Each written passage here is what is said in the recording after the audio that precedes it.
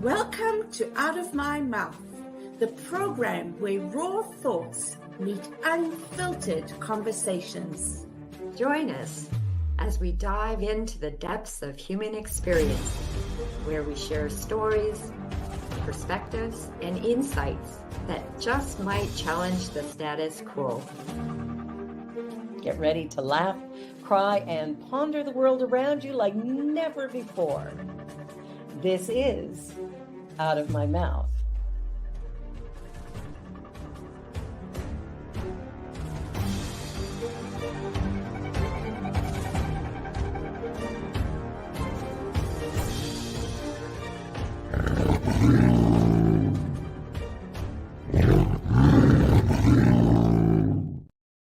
The views and opinions of our guest and hosts do not necessarily reflect those of New Thought Media Network, or any organization we may be affiliated with. Here at New Thought Media Network, we welcome freedom of speech and courageous conversations. There are many topics that can be difficult to navigate. Challenging the status quo and engaging in lively debate is important to expanding our understanding of one another, and life in general.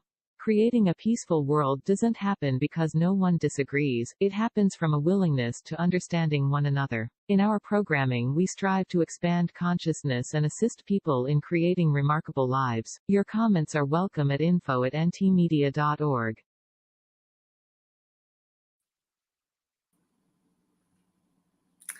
Good morning, good afternoon, good evening, wherever you're coming to us from.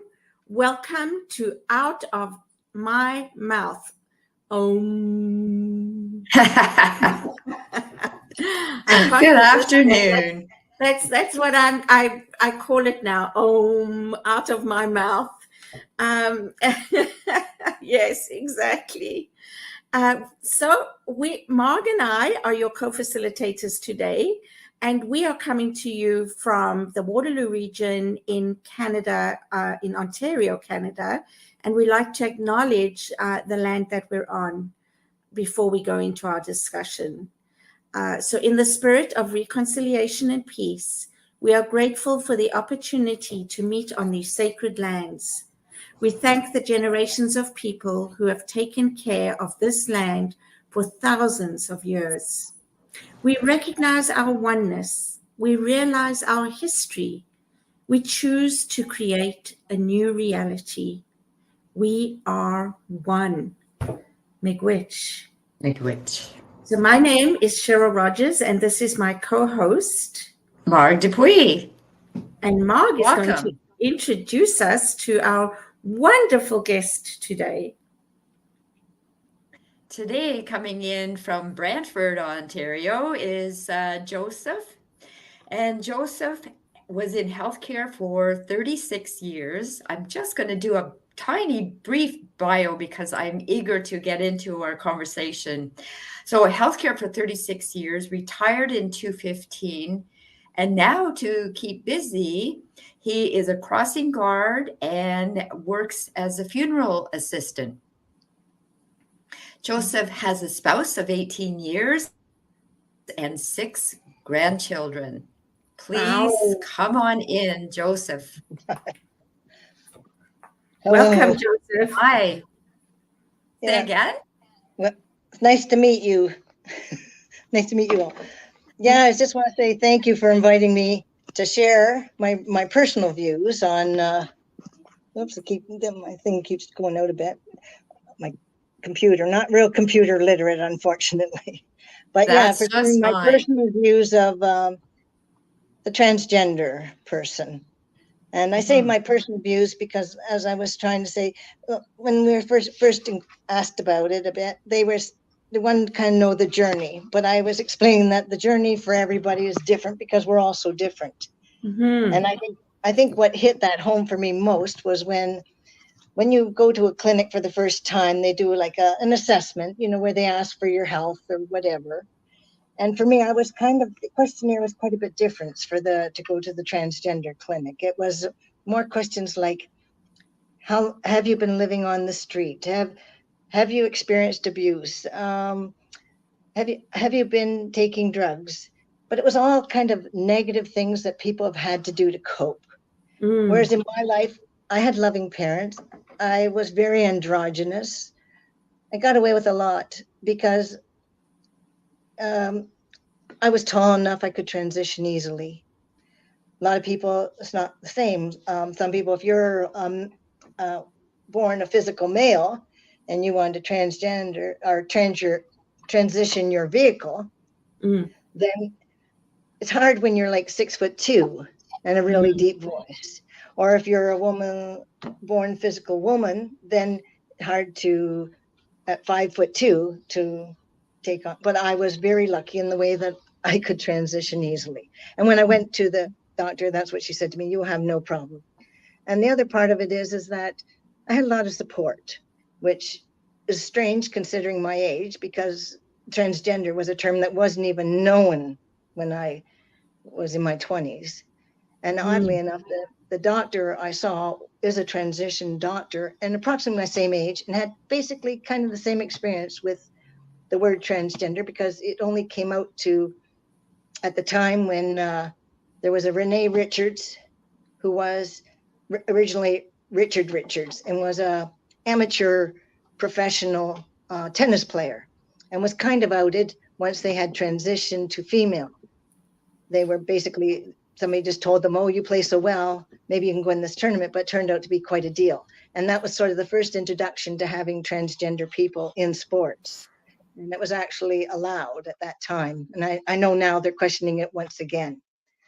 The other thing is that when I say my view of transgender, I guess I say that because you'll hear people say over and over again, "You're born either male or female. That's it."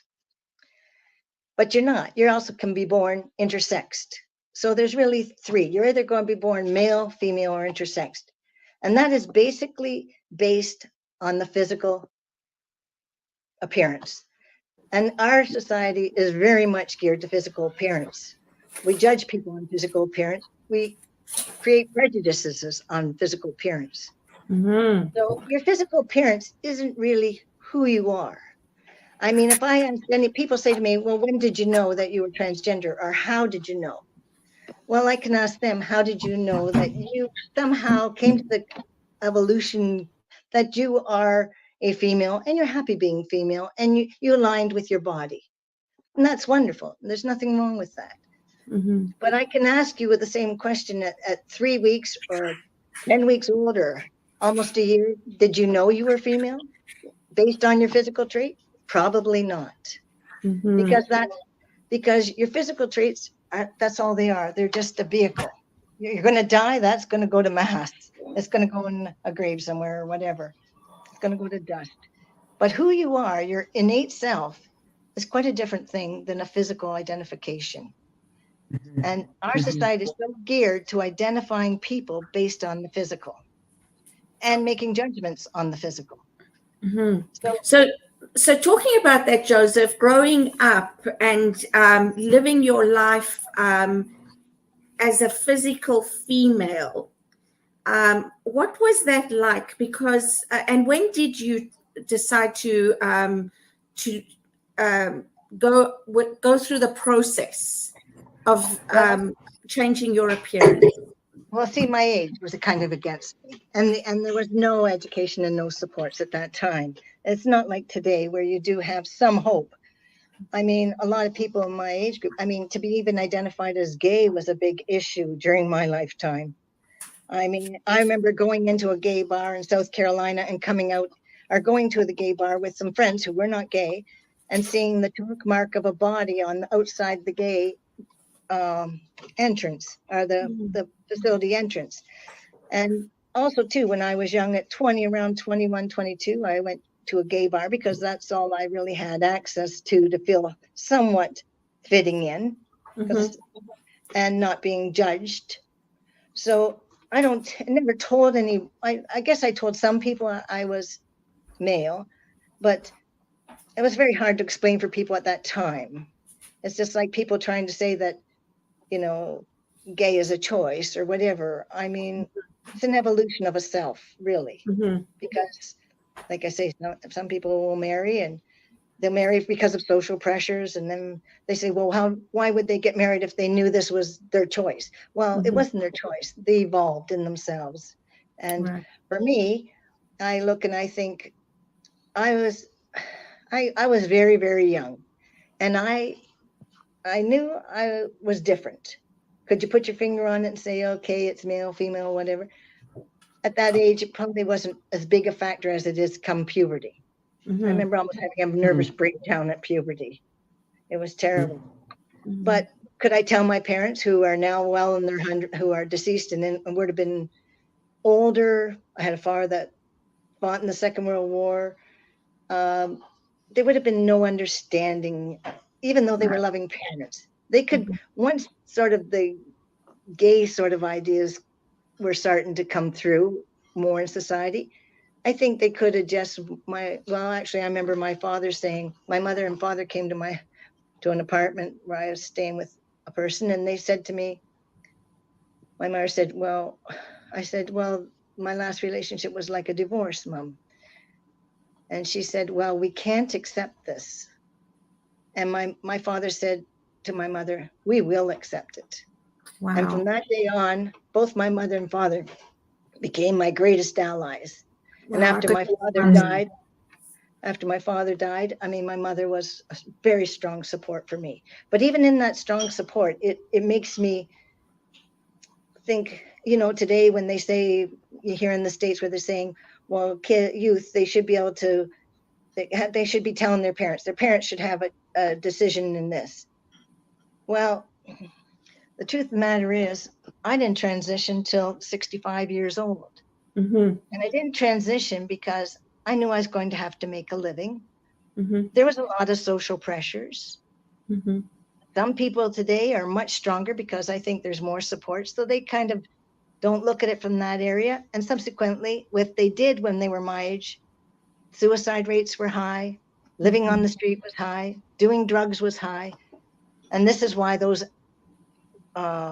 that survey of going into the transgender clinic was so informative to me, because I looked and I thought, wow, I knew I was going to have to make a living. People don't really have to know I'm androgynous. I can pretty much live how I want.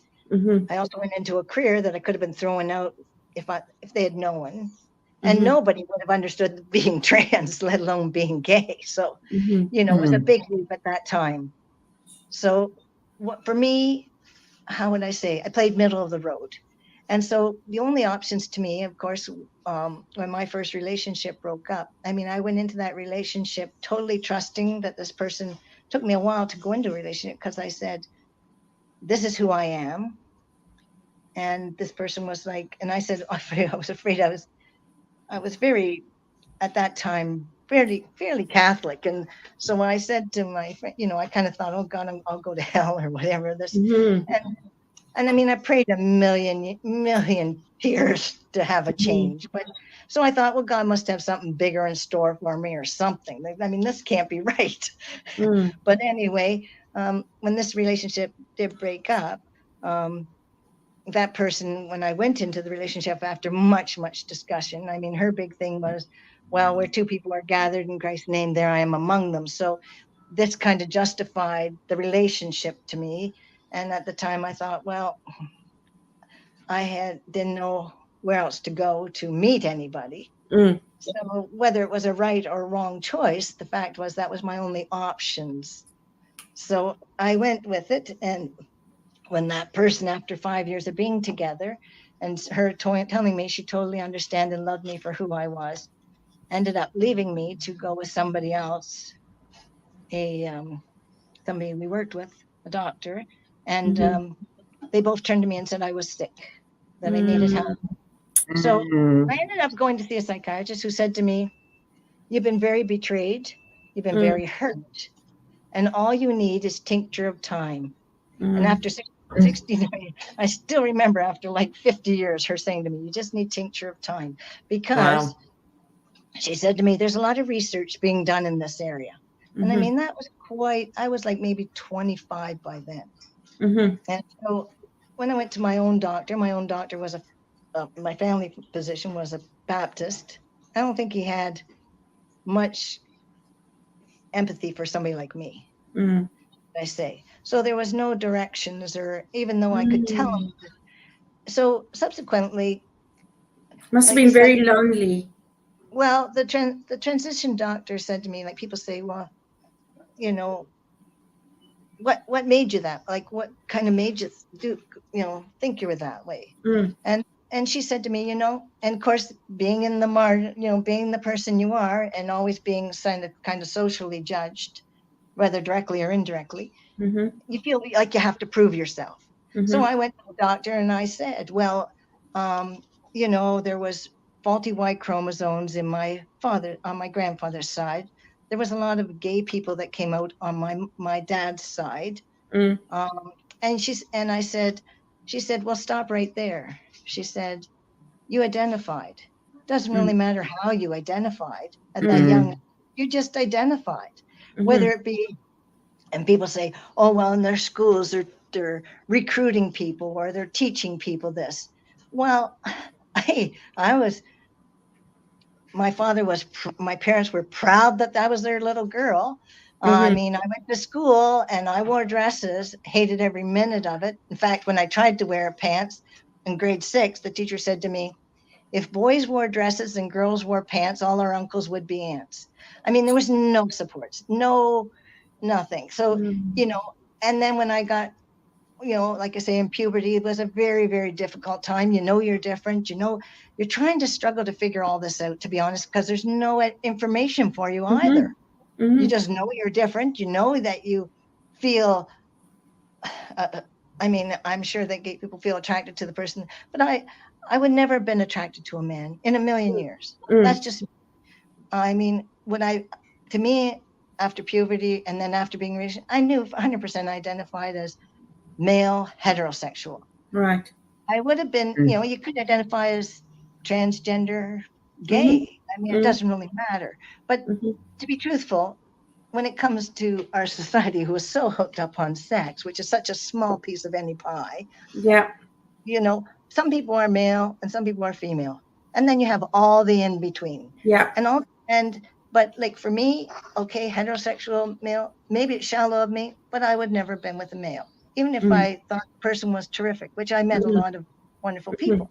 But then there's people in the middle, and maybe they feel kind of neither masculine nor feminine. So today maybe they want to be known as they or them, or they might want. You mentioned intersex. What may I ask? What that means? Intersex. That means, and it's actually in the animal kingdom as well, because it happened to my cousin's dog. It means you could have a penis and a uterus. Okay, I have heard of that. And it used to be called hermaphrodites. Yes. Yeah. Snails. Aren't snails hermaphrodites? And now it's called intersexed. Okay. Yeah. Because actually there was a fellow that was in the military and was injured, and he did not know until they were doing his surgery that he actually was both. And he said all the time he felt like he wasn't where he should be. And so eventually transitioned. And actually back in my day, people were born, and if they were intersex, doctors sometimes didn't even tell the parents. They just made the decision for the child. Yeah. And same as parents, when they see a little boy or a little girl physically, they make that decision for their identity. And it's not identity. That child hasn't even identified at that age yet. Right. It kind of reminds me. Joseph, Sorry? No, finish. I was just going to say, it kind of reminds me of a show that used to be on when I was young, and it was about this, I think it might have been Saturday Night Live, and it had this person that was named Pat, and they were sort of in an office. Do you remember that? Yeah. And everybody and Pat was very androgynous, so everybody was trying to find out whether Pat, do you remember that story, whether Pat was a male or female? And so they picked somebody of the group to go and say to Pat, Pat, when you were born and the doctor handed you to your mother, what did he say? You have a, and he told me, you have a beautiful baby. So they were no further ahead, right?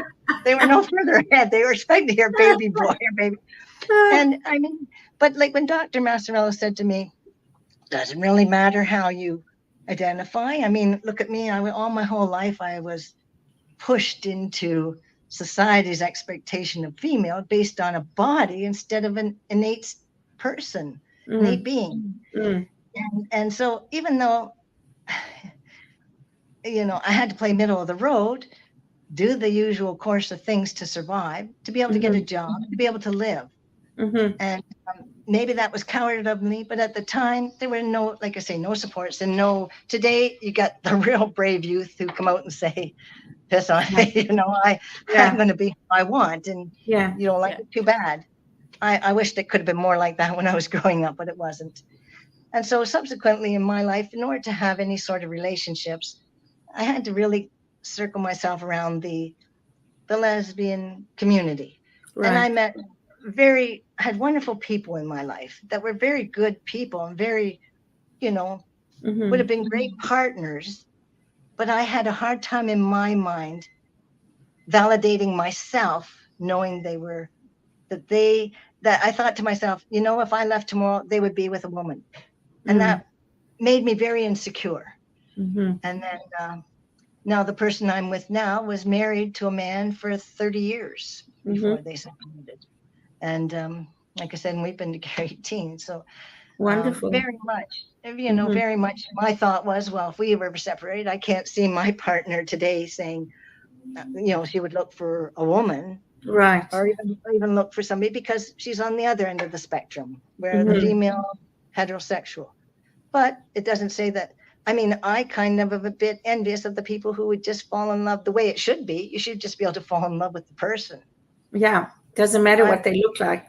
Right. Doesn't matter. But and so when I tried to justify myself, she said, well, put it this way. I mean, I don't want, it could be genetics, it could be environment, it could be the way the wind blew that day. Who knows why you evolved into the identity you do.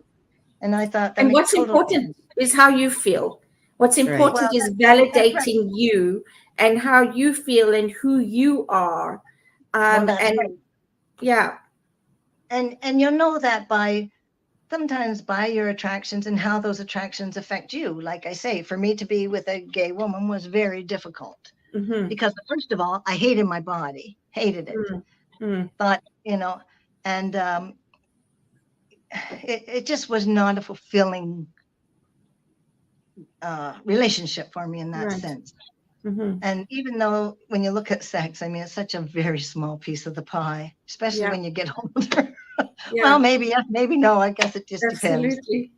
But so when I transitioned, I mean, I had a very good doctor, finally, and this is why I said I'm not a religious person, and I was mentioning this to Mark. I'm not a religious person, but somehow I always felt my life was being guided. There were some universal connections coming forth, and I said to. One of them was an example was one time all my life I used to say, if I get to the transition where I can change this body, then I want the name Nathan Michael. And I always wanted that name. And then when I did transition, I thought, my parents had named me Joan Patricia. I'll honor that by going with Joseph Patrick. Right. But when I met Judy, her daughter had one of my grandsons. They named him Nathan. And one day we were sitting at the table for a Sunday dinner with the whole group. And Nate did something, I don't know, but he was going to get heck anyway. And she said, Nathan Michael. And it just shocked me that I had a grandson come into my life with the very name I was going to change all. Wow. And then this doctor that I got, all my life, I've talked to my doctor. And like I said, because he was Baptist, I don't think there was a whole lot of empathy or understanding, which there wasn't with a lot of doctors, to be fair. And when I went to this doctor, I mean, well, like I say, she had also transitioned. She totally got it. But then how did I get this doctor who was like, first sent in to get with this doctor, because somebody had told me who had worked with this doctor and said, oh, you should try and get in to see this doctor. This doctor would help you immensely. And I thought, okay, so I wrote, but the person was on sabbatical for a year, never heard, and sort of wrote my life story in an email to her, but never heard back. And I thought, well, what's the chances, you know? So anyway, when I applied to this clinic, which is in St. Catharines, it's called Quest, they're very supportive. And so when I went to see her, I went to make the application. She goes, well, we have a doctor that could fit you in. This Carrie's Massarella. Well, that's the very doctor I wanted, all, you know, that I didn't think I would ever get into. She's like, she said, I can't remember what the post said or something. She's either 50th in transgender expertise in the world or in Canada. I'm not sure, but I know she's come to her from the States. So many synchronicities. Yeah. So, you know, I mean, as much as people say, well, you know, there was, like I say, I was androgynous. So, you know, I didn't experience a lot of the prejudices, a lot of hatred that a lot of people, but I must admit, when I was 21, like I say, going to the gay bar in Toronto, getting a ride. Well, I remember at that time being in the gay bar, and was a woman's bar on Jarvis Street, because they were never in the nicest parts of town, and kind of dangerous place, really. But there was 2 men walked in suits, and you could have heard a pin drop in that place, because everybody wondered, are we going to be shot? Are we going to have to head for the hills? What? And so anyway, I said to my partner at the time, if anything happens, we're flipping this table and head for that exit and crawl as fast as you can. But as it turned out, the waitress looked up and somebody said, are they the cops? And she said, she looked up and she goes, no, too spiffy. The men left and the place just went on like it regularly did. But on my way home, we were in a taxi and we were going down one of the streets, and I saw it would either be a transvestite or a transsexual person, because wig was all sideways. They had obviously been beaten up, obviously been peed on, could hardly barely walk, you know, and nylons all ripped, the whole works done to this person. And I looked at that and I knew right then and then at 22 years old, I'm not going to put up my hand and say I'm next, you know? Right. Yeah. So, you know, so some people risk that. I wasn't brave enough. But anyway, I went into my career, and like I say, I could have been booted out from it. I actually, and then when were you accepted as a lesbian? Were you out as a lesbian? I was never a lesbian, but that's how people would have seen me, because that was the only community I could kind of feel even halfway comfortable in, because chances are I'm not going to be beaten up by a lesbian. Yes. And the other part of it is they are female, you know. So what can I say? Yeah. That was my interest. But on the other hand, their being a lesbian was also not validating to me as a person. Right. Yeah. And so when I decided transition, I mean, I called up my siblings and I said, this is what I'd like to do. I didn't feel I could do it while my parents were alive. And now I had supports in place. They said, well, we don't care. You know. And other people, actually, to be honest, since I transitioned, I've never run into too much problem, because people, well, if they don't know I'm transitioned, they just accept that you're male, and that's it. Right. Yeah. Like when I'm working, I open the door and say, thank you, sir. Or, you know, there's no, when I sit down to have at a restaurant, they don't say, can I help you ladies anymore? You know, I mean, yeah. Now, my sister has a bit of a hard time making the change in pronouns, but she tried. And I said, I'm not offended by people. I figure people have known me for years. If they make that mistake, as long as they try, that's the main thing. Yeah. I can't expect people to change after 68 years of knowing me to suddenly totally get it. And that's where my next question is going after the break. So a good time to take our break right now. So please don't go away. We're just going to take a short break, and we'll be right back with Joseph going into what the age that he decided to make the change and what gave him the courage to do that. So, and I want to talk about grandchildren. Oh, sounds great. So don't go away. We'll be right back.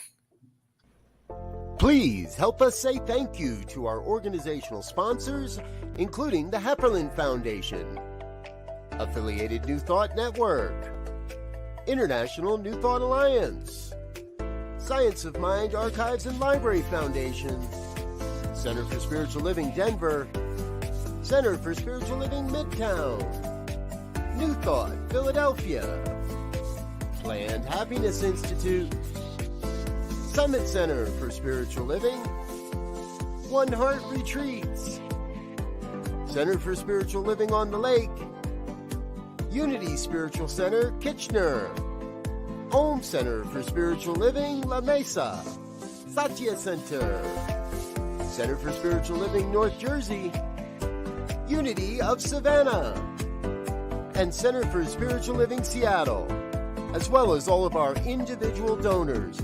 Thank you for making New Thought Media Network a place to be. Please come be you. And remember, like, share, and subscribe. New Thought Media Network, positively inspired.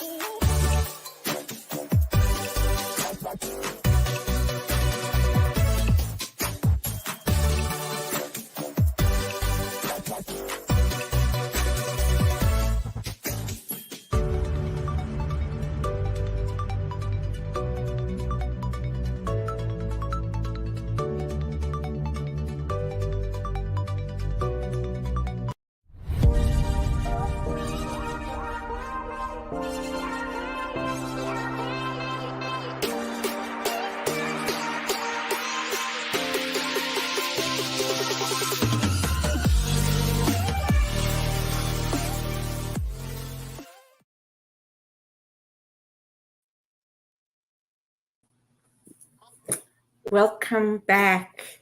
So, as you heard before we went into break, we both have some questions. Let's talk first about what gave you the courage in your 60s to finally transition, and then we can talk about your family and your grandchildren. Well, like I said, I was not a religious person, although I was raised Catholic, but I had a total faith in a higher power. And to some people, maybe that sounds crazy, but I just felt it there. And I felt that things would happen when it was meant to happen. And in the meantime, you're still living your life. And yes, did it happen when I wanted it to? Probably wouldn't have been the ideal time. And so once my parents passed, you become an orphan, you sort of grow up very quickly then. You suddenly can be you, and you think to yourself at that age, well, 65, do I really care at this point what people think like I did at 20? No. Right. Yeah. Well, that's so brave. So it gave me courage, because I guess the thought was that I look back and, like I say, with this higher power, things, I always think that song, I thank God for unanswered prayers, because I think, I don't know if you know that song, but some prayers don't get answered when you think they should be. But I can't help but feel that there's something larger going on. Even when I had my top surgery, there was some complications that went on, because it was kind of a blessing in a way, because once again, you had to have blood work, you had to have an EKG, things to say that you're fit for surgery. And it was going to be done at Grace Med, which is a clinic rather than a hospital. So I had the blood work done, seemed fine. I went back to, and the transgender actually brought out things that I really didn't know about my health. But it was kind of a blessing in disguise too. So what happened was, the girl kept calling me and saying, you know, before you can have your surgery, it was booked on, I think, October 28th or something. And she said, we need your EKG. Well, I called the lab several times and couldn't get the EKG. And finally, they said, will you give us permission to try and get it? And I called the lab and said, please give it the EKG to these people. I'm supposed to be having surgery. It's going to be canceled if they don't get it in the next couple of weeks. Well, it probably went in the mail. It probably, you know. So subsequently, they called me and said, I'm sorry, but we've had to cancel your surgery. Now, this is the time of COVID when you can't get anything done, really. Yeah. And That I must get a be call. so disappointing. Oh, it was very disappointing, except I get a call from the same woman who was putting me in and said, you know, Joseph, I've got plan B. I said, well, what's plan B? She said, if you can be ready in a week and a half and you can get down to Toronto, I've just talked to a doctor here who will do the surgery for you. If you can get everything done and we'll set it all up for you down at Women's College and you can have your surgery done. It was like a week later. So that was like a miracle, really, at that time. Yeah. I don't know how it could have happened, really.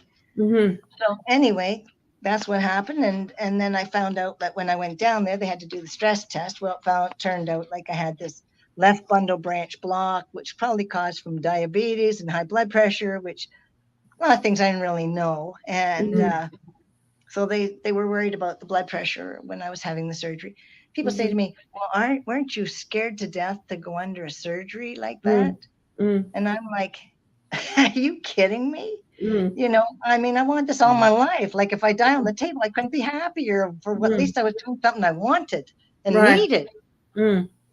So anyway, so to make a long story short, you know, the surgery went fine. Everything went fine. But when I did go down to talk to the Transgender, because they don't do these things lightly, they really don't. These people that think you just go in and they say, oh, sure, we'll do that for you. Not so.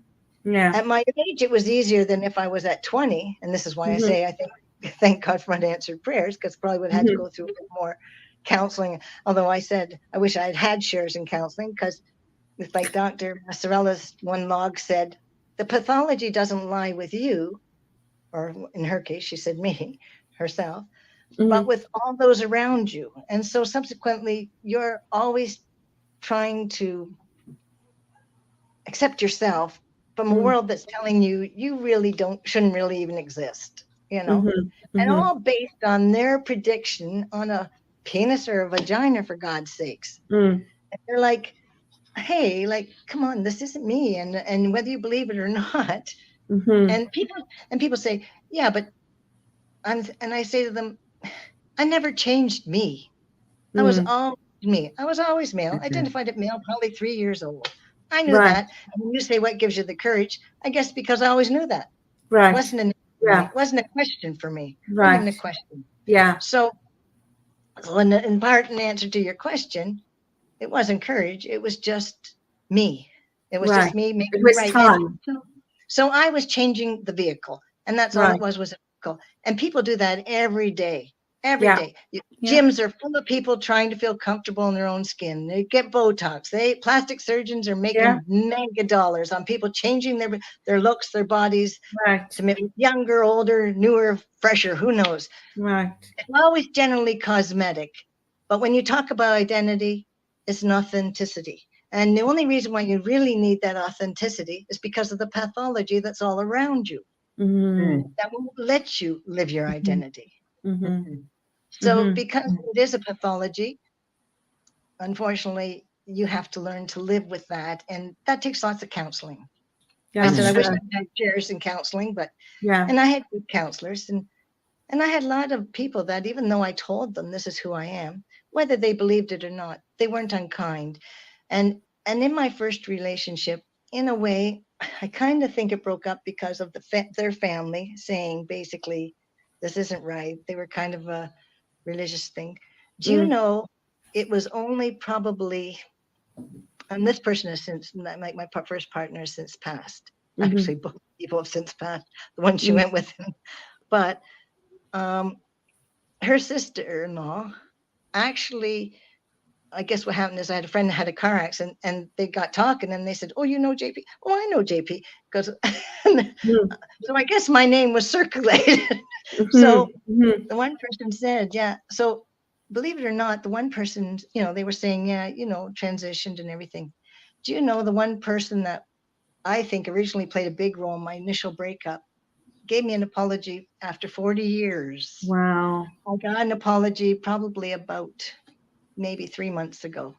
Mm-hmm. And that person said to me, "You always said this, but I never understood it. And I'm so sorry." Mm-hmm. And she said, "I don't know if you could ever forgive me." And I said, "Absolutely." Like, you wouldn't have had the education or the knowledge. You don't know what you don't know until you know Well, it, that's right? And that's why I hope with talking to on a site like this, I mean, it's hopefully you're sharing some. So tell me, you're educating your grandchildren, right? I didn't even have to So, educate them. They were way ahead of me. well, that you talked about the youth these days, blah blah blah, and so I went to your grandchildren, and I wondered, like, when you went through the physical transition, Yeah. did they notice? What did they say? Did they say anything? Like, how did that go for you? Well, to be honest, when when the first one was born, Michelle said to me, how did you want to be known? Like Nana, Nona, or whatever. I'm like, "Oh, for God's sakes, let me throw up," So I said, "No, take Judy and take Joe and make it JJ. They can call me JJ." Yeah. So from the time they were born, they called me JJ. The two were born. The one, what happened is, it's kind of a yours, mine, and ours situation. But the other children that came into the family as stepchildren totally accepted me. Nobody knew that I was trans, but I'm sure some of the older kids maybe had a few questions. The younger ones never even fizzed on them. I mean, even when I was young, I remember way before I transitioned, even like I say, I was pretty androgynous. So I remember even my niece and nephew, when they were only about 3 or 4, now they're in the 50s, saying, "Good night, Aunt Carol. Good night, Uncle Joe, Uncle Joan." They had no, and then my great nephew or my nephew fought with my brother about, "Well, Joan's not a girl." And there was a big fight about it. And my brother saying, "Well, yes." And Janet's a girl, but there's no way Joan's a girl. And actually, believe it or not, the statistics are higher in twins. And I'm a twin. The statistics are higher to have one that is transgender. Is that so? Wow. Who knows why? Really? Yep. Statistics show that is higher. Yeah. And we were always and how is she? My sister Does she support you? I would say my twin is probably, she's supportive in her own way. She never understood. It's not that she even doesn't understand, because they've known this for years and years and years. I think it's just nothing. It's not a big deal. Okay. So she just goes on and just. My older sister, she has a bit of a hard time with the pronouns, but she'll say, like, I know the other day I was doing something with her computer, and she goes, "Why do men always have to go, try different things before to see if something works?" And I'm like, I don't know, just the way it is. But, so, I mean, they try. My cousins and aunts and everybody, like, they were, well, I only have one aunt that's left on my dad's side, and they're all on board. They all call me Judy. They're all That's awesome. very, very supportive. I have a whole family of support. And Judy, you can say, "Well, you're physically female, so how did Judy kind of link up with you?" And Judy will tell you, she never ever saw me as female, because like I told you, I was very androgynous. Most kids were very intuitive. Maybe like, they say kids can see spirits. Well, I can tell you, there isn't any kid that ever came up to me, didn't see me as a male before I even transitioned. Right. So I like I say, and as far as my grandkids go, like I said, call me JJ. But when the other 4 came from as a stepchildren, we were all at a Sunday dinner one day, and one of the kids outed me. Really, I mean, up until then, they just sort of accepted that this was me. And so the one kid said, "JJ, are you a boy or a girl?" And the older kids stood up, and I guess he'd probably be at that time, maybe 11, said, JJ's a boy, but was born in a female body. And that was kind of the end of it. But they've always called me, like now when Nate comes over, and which is quite on because it's yours, mine, and ours, and we always get ours here. He'll say, I'm here, I'm on the thing. And he'll go, yeah, well, my grandpa's here, or my grandpa's here. So always address me as grandpa or JJ. All of them do. There isn't anything That's awesome. Even right up to the 18-year-old, you're still JJ and grandpa. Because they've known me all my life like that, pretty much. Mhm. All their life, I guess. As long as I've been in their life. Yeah, That's so it was wonderful. pretty smooth for me as compared to what some people's lives are like. And that's why I say I can't really go by my saying this is the way transgender people are. And that's why I said my view on transgender, because my life being a transgender, I don't even think of myself as transgender. I changed the vehicle, yeah, but you know, it's just a title. It's a title that people Yes. to give to make them feel comfortable. If they don't know that I've transitioned, they just see me as male.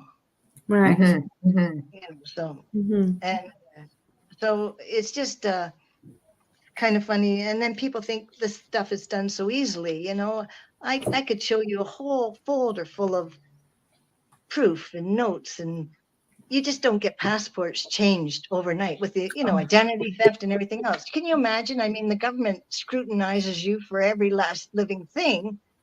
And to get your passport put in your proper gender name, or your driver's license, or your mortgage, or your deeds, or everything you think of that you own that has your identity on has to be changed over. Yeah. And Right. it's not done lightly, especially in this age of theft, identity theft. Believe me, nothing is done flippantly. I can imagine. Not even the changes. If you're young now and you wanted to go, let's say, down to see, they might ask you a lot of questions to see if it's suitable to you at this time. Me at 65, I mean, there was no question. They could just look at me and say, okay, we don't need to know how you got there. We just know you are there. So, you know, not a big deal.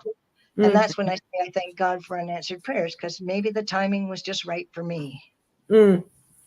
Interesting. Did you have to wait until your physical transition to change any documents, or could you, in paperwork, identify as male? Do you understand what I'm saying? Yep. Well, the transition doctor was very helpful in providing the documentation that I needed. Certainly, because as you know, a transition isn't fully covered. You have to, if you have proof and everything, it's OHIP will pay a good chunk of it. I mean, this is another reason you asked me why I didn't transition earlier. It wasn't covered under OHIP. I didn't have 45 or 50,000 to fly to France or somewhere, or, you know. Some people don't even transition even today, even though it's covered under OHIP, because it could be social pressures, could be from you know, family pressures, could be finances, could be any number of things. I still had to pay I still had to pay for the OR suite and that to get top surgery. And then bottom surgery, people say, well, hormones, how does that affect you? It does affect you all around. I don't know if that gives you a bit of a clue, but so there's different ways of having your bottom surgery. One is just taking the growth with the hormone that comes, the hormone, and then but you end up with a relatively smallish penis, I guess. And then the other one, they can make a full penis, but they have to take a big chunk of skin off your arms and mold it and everything else. I'm living for the day that they can do transplants. And I get to choose which one I want. Hey, I'm not big, but I'm happy. Well, and then and the hormone you got. I mean, people ask about the hormones. Like my sister says, well, I'm afraid for you on that hormone. A lot of times I was told it would take years off your life. I thought, cripes, it saved my life. Because when I had my blood work done for the transition, the doctor, tons of blood work, because they monitor for almost 2 years, virtually, your blood work to see where your testosterone levels are, how you're like, and you don't grow facial hair overnight. I mean, it has to build up. It's a gradual thing. And so, and it's a needle it's an IM needle that I give myself every week, once a week, which is not easy for some people to do. It's not easy for me some days to stick an inch needle in my thigh. Sometimes I'll get Judy to put it in my arm. Too nervous so far to have it in my hip. And you do get the male things like your hips slim out. You get more. You do get some muscle growth. If I was to work out, I'd probably have bigger pecs than I do, or whatever. You do get a bit stronger, maybe. But I was always a very strong person to begin with. You get the facial hair, you get the body hair, you get the leg hair, you get, you know, everything is. Hey, I've got the facial hair now too. Okay, well, maybe you're just coming to terms. No, I know it's a little different for sure. I don't think you got quite as much as me, and actually I didn't today either. So I'm getting the fuzz here too. It's not really fun, but it's coming in.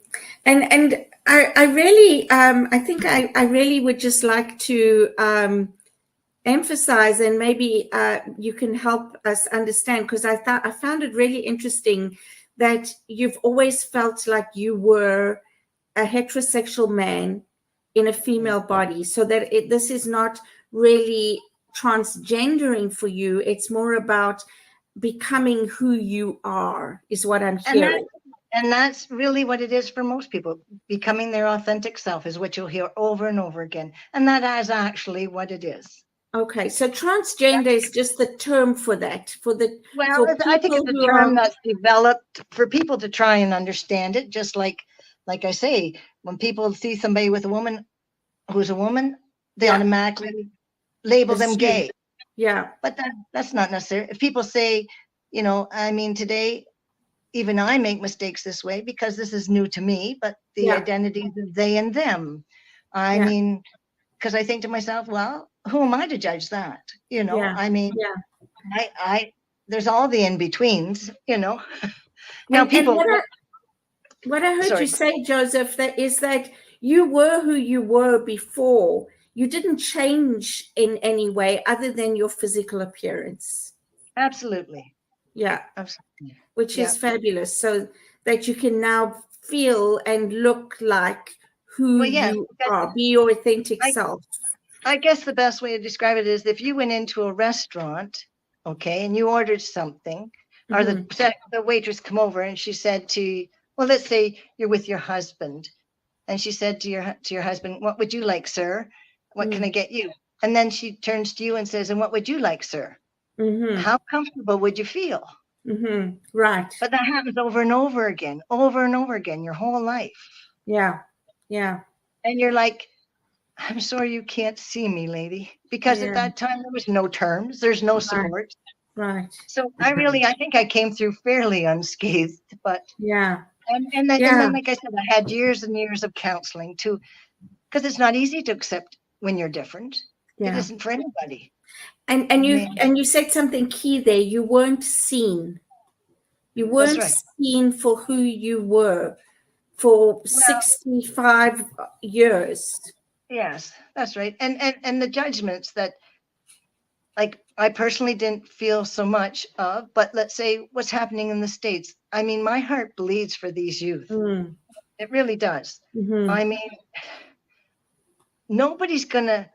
They say, well, how do they know they're trans? And then you got somebody like Caitlyn Jenner who says, well, I think this is such a disservice. Well, I can tell you, they're going to do nothing to your body before your puberty. Nothing. And I was raised with Dick and Jane. I was raised, like I say, with all the heterosexual Beaver Cleaver family on TV and all the ideals, the nuclear family. But today, what is a nuclear family? I mean, I think it's the love that's most important. It's not whether you got a penis or a vagina. Yeah, absolutely. You know? But in the same breath, I can also say there's either ends of the spectrum. Like I say, I identified this way. I could not see myself being with, had a hard time being with, even though I like women, I would have had a hard time being with a gay woman because I'm not gay. And so when they were, I felt like when they were trying to love me as a woman, it was very a mind's it didn't align. It didn't align at out of all. alignment. Yeah. Mm-hmm. So you know, and now that you're older, you know, like I say, things change too. I mean, some of the things that were really important when you're young, they're just not as important when you're older. Yeah. So we're coming to the end of our time. It seems to have gone so quickly. And what you said just a minute or so ago, I think is a wonderful way to end. It's not about what you look like. It's not about your physical appearance. It's really about loving each other as we are. It is. Yeah. And like I say, we're a very visual society. And I'm sorry to say, like, if I can just put this in quickly. Yeah. When you've got people that are so insecure in themselves, and maybe the far right view or whatever, and they're at home and they don't realize what they're doing when the husband says, or the man is insecure, and he says, oh yeah, well, they identified as a woman today, they're never going to be a woman. I'm sorry, why don't they identify as a cat or a dog and I would say, okay, sir, I have no problem if your child wants to identify as a cat, but just make sure you're feeding them out of a bowl, let them live their truth, and let them go outside and dig a hole and pee and poo or use the litter box. Well, we don't go that far because, first of all, we're humans, we're not animals. It's unnatural. It's unnatural. And the natural thing for us is our sexuality and our identity. Yes. And they do cross over. But your identity is totally different than your sexuality. Sexuality in a way, right. Yeah. So if there's one thing that you would like to leave our viewers with from today's show, what would you like them to know? That no matter how you identify, you were created to be who you are. So just be who you are, love who you are. You have a right to be in this world. You are worthy, you are loved, maybe not by the people you think, and that there is a higher spirit that is guiding you, whether you believe it or not, and you can call and ask for that help, and it will come when you least expect it. Beautiful, beautiful. Mark, any last words or thoughts from you? Just wow, JP, thank you. Thank you for your openness, for accepting that someone, maybe like myself, might say the wrong thing, might say the wrong gender or whatever. I think that's, I know we have to close down, so I'm just saying thank you for that. Yeah. Okay. Yeah. Well, and me too. I'm grateful that you were open to having this conversation and open to us asking anything, like Mark says, without having to be concerned about saying the wrong thing. So another conversation I would love to have one day is really the difference between transgender, transsexual, these kinds of things, because I think there are some people out there who maybe don't know and who get confused. And so I think that would be a great conversation too. So thank you for being here. Thank you for joining us. Thank you to all our viewers, whether you're here now or you're going to be watching this later. Please like, share, and comment on our YouTube video, and come back, and we'll see you again next week. Stay with us, Joseph. Thank you so much. Yeah. Bye, everyone. On behalf of everyone at New Thought Media Network, thank you for being a member of our virtual family. Your financial contributions help share the New Thought message with people from around the world. please visit and contribute at www.ntmedia.org/donate. New Thought Media Network. Come be you. And please like, share, and subscribe. Until next time, peace and blessings.